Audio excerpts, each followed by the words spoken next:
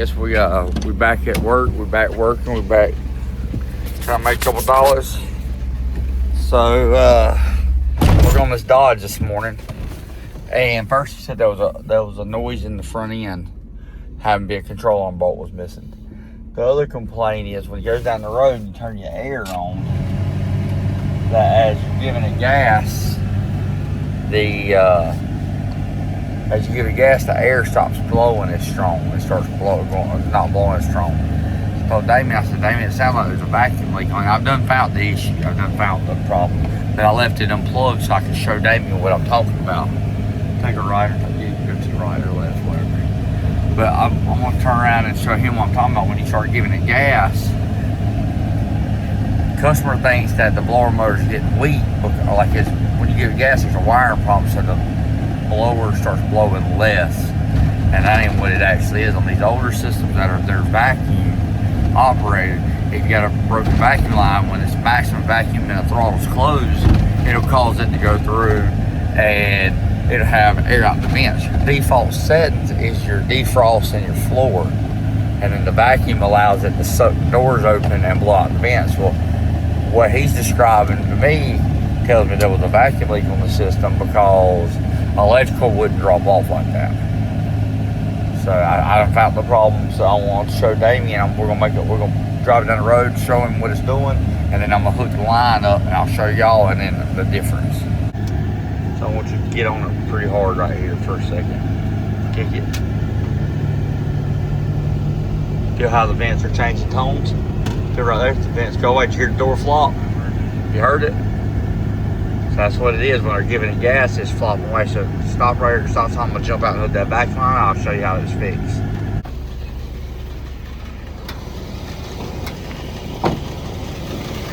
So the line I found that was broke was right here. I went ahead and put a T on this side. Not a T, a connector to fix it. If I get it, that's hard to do. And hold on one second. So I put a repair connector right there with a disconnect. Now it won't leak vacuum. Try it again. Now I kind of get on it pretty good. See what it does. Hear how it ain't changing tones now? You let off of it, don't make the clunking sound. She's fixed.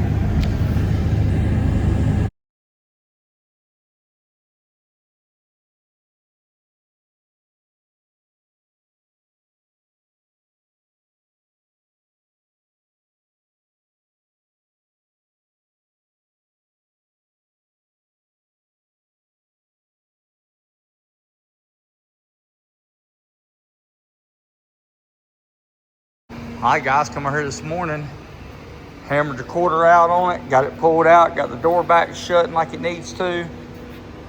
Hammered all this in, which I got to hammer it some more to get some of the high and lows out of it. I got almost sanded so I can see my high spots and knock down my highs and then knock up my lows. Get down, I went ahead and circled all the spots on it that I need to fix on the roof. This quarter panel over here, it had just a little spot where it rolled up and under. I was able to hammer that back out. Get it there, so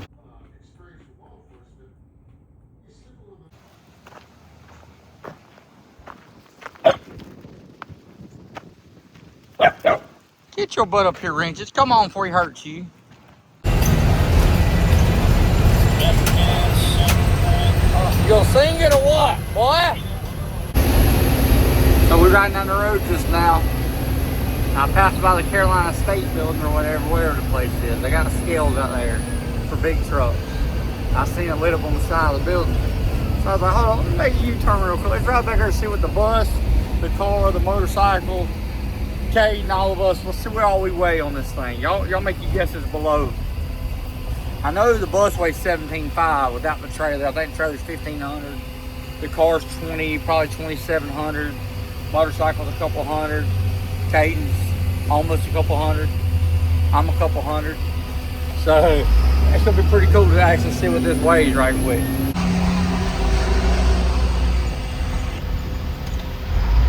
Let's see what she weighs. Oh yeah, it's on. 7,500 on the front axle. 18,000 on the bus.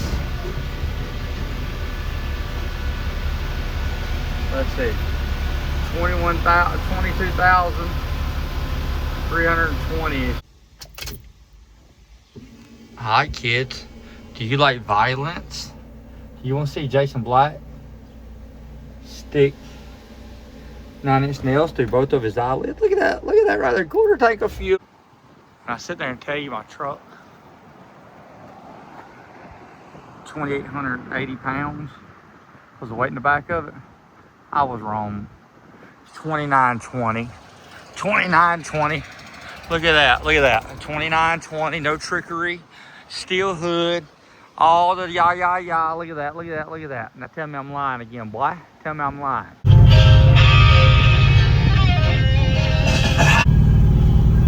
Hey Jason, don't worry about it. When I get up here to this rain here in just a minute, I'm hitting my old windshield wiper on. Ain't no problem.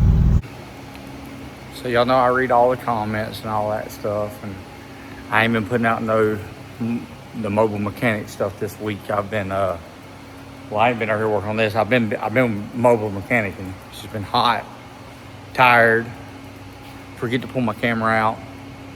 The views don't get the views. Like, I'm a person that's like, as long as I'm doing consistent, then I'm pretty good with the consistency of it. But when I go through and say if I put a video out and they don't get the views, the other one, I'm like, well, maybe they don't like that. Or maybe something's up with that. So then I'm like, oh, I just won't do that no more. Like that. I'm used to X amount of this. I see this. And as long as I'm the type person, like, don't even subscribe if you ain't gonna watch the videos. Like you'll see somebody has 1 million subscribers and they got like 1,000 views, 10,000 views. You got 1 million subscribers, you got 10,000 views, that's pretty pathetic. You know what I mean? Like, to me, it's pathetic. So, even though it's 10,000 views, it's still, I don't know, it's just different for me. Like, I'm like, if you subscribe to it, watch the videos. If you don't watch it. But don't go through and, when I first started YouTube, I had 1,000 subscribers. I get 1,000 views. I'm like, that's pretty cool. Everybody's watching. Then you start getting up to like 5,000, and then you only got like 1,500, 2,000 people viewing, and it's like, where y'all at? Y'all don't watch me no more? So, something to think about. Just one of the things that goes through my brain with all the other stuff I'm doing. So this thing right here was rippled in pretty good. That already had a little thing right here I was gonna have to fix from where they put the body on it. We ended up getting this straightened out over this side. I got this all hammered out pretty good. I'm still gotta dolly it some more when I get to the house, but all this was pushed in, so I got all that. Jake got the striker back on there and all that stuff, and got it re-welded up in there. I got the hinges adjusted, front end fits. That all fits, and now I just gotta get it to the house. I got a bunch of little spots. Old Mustang, you know, little spots. So if I want it to look good, I gotta knock them spots out. So I gotta do body work on that. So just one more thing. Like I said, with the mobile mechanic, I still do the mobile mechanic. That's how I make my money. But it's just one of the things. It's like the Meta glasses, they're okay. I think they have their purpose, but not. The technology needs to catch up like the phones. Like this thing right here, if I shake really fast, it don't make you sick. The Meta glasses, if I do that one time, you're like, whoa, you get dizzy. So that's another thing. I just gotta perfect my method, you know? Gotta perfect my method. Ride with us. So something that I've been on my mind a little bit today is on my car. So on Ghost. The highest mile per hour I ever had out of the car was when the converter was,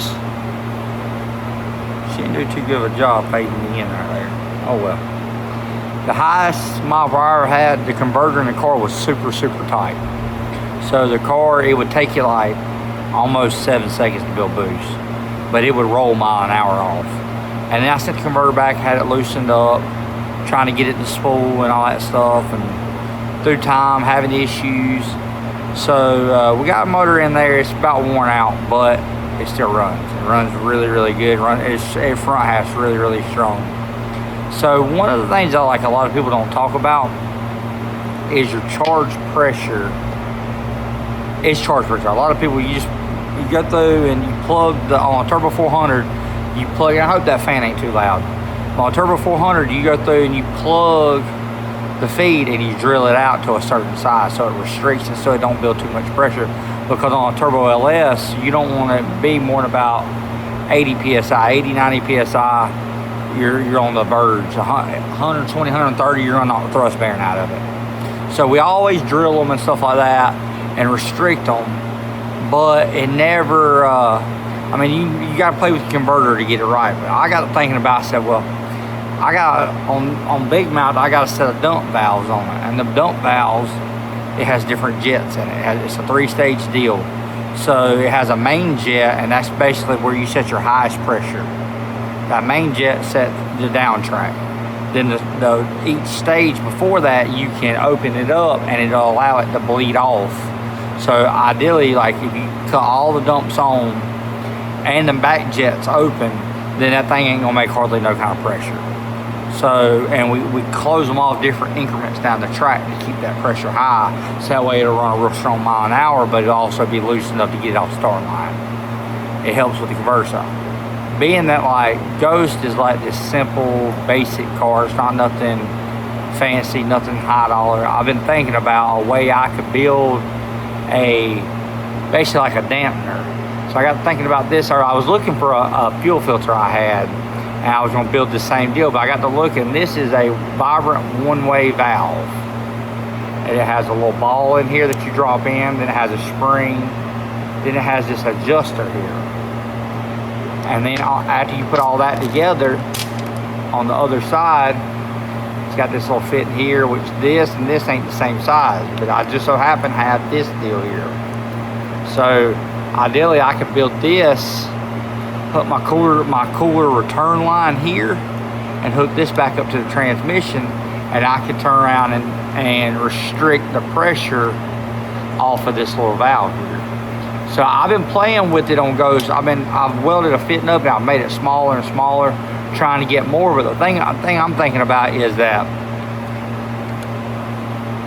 if I drill it and I make a certain size, that certain size is just what it's going to bleed off to. That's just where it's going to be at. It's not going to go up. If it makes 90 on the brake, which is what it makes now, it makes right at 90 on the brake, but going down the track, it does not keep up with it. So my idea is if we do something like this and we make it spring loaded, so I'm gonna take this little raggedy little lightweight spring out, and I'm gonna put a heavier spring about the same thing on, about the same size on it. It's gonna be a different thickness, but I'm gonna find me a spring right here that I can't really clamp.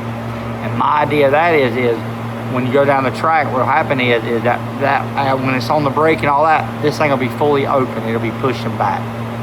And then as you go down the track and the pressure starts dropping, this thing will start closing off to try regulating it and keeping it the same PSI.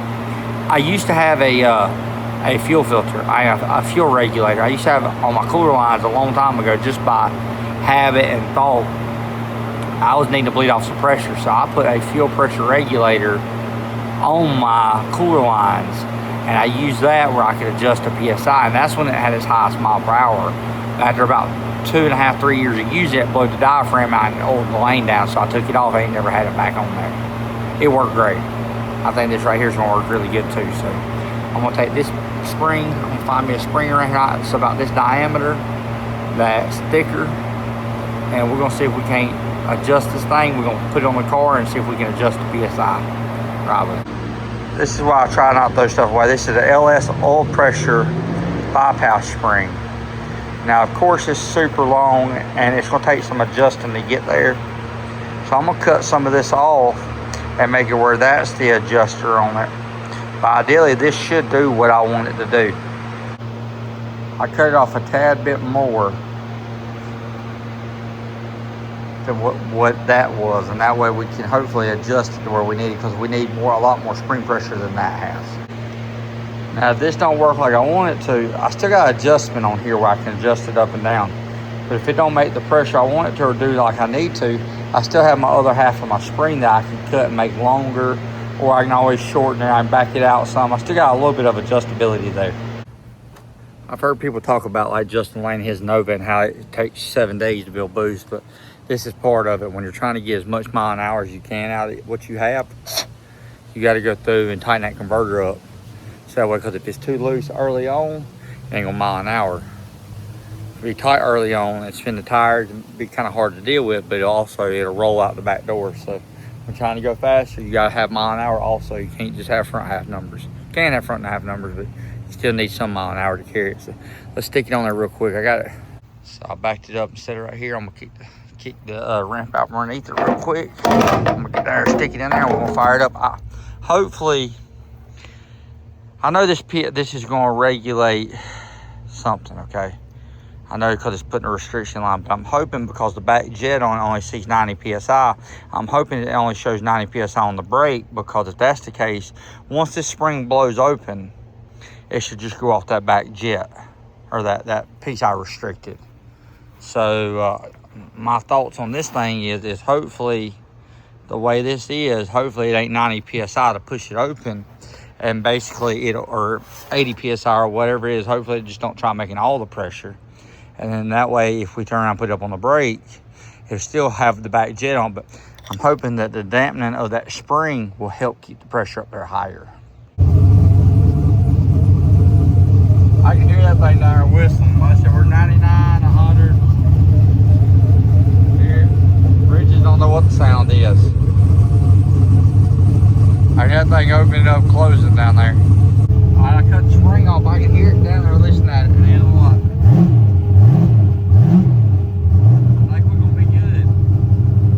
Tighten up a little bit, but you can hear it right here. Listen. That's freaking wild. All right, let's put it up on the brake, see what she does. Alright. Rain just hit my hand a minute ago, so let's see what we got here.